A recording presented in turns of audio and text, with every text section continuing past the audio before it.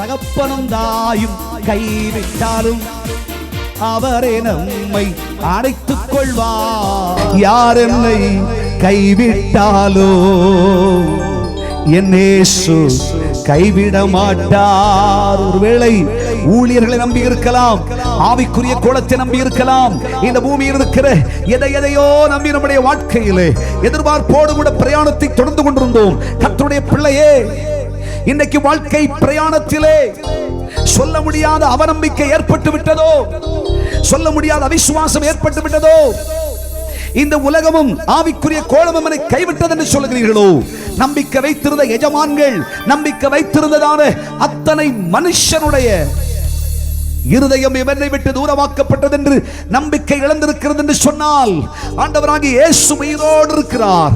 கர்த்தராகிய இயேசு கிறிஸ்து இன்னைக்கு உயிரோடு இருக்கிறார். இயேசு சொல்கிறார், உன் வலது கையை பிடித்துக் கொள்ளுவேன், உன்னை கைவிட மாட்டேன். யார் என்னை கைவிட்டாலும் அவர் என்னை கைவிடவே மாட்டார். ஒரு ஆமேன் சொல்லுங்க பார்க்கலாம்.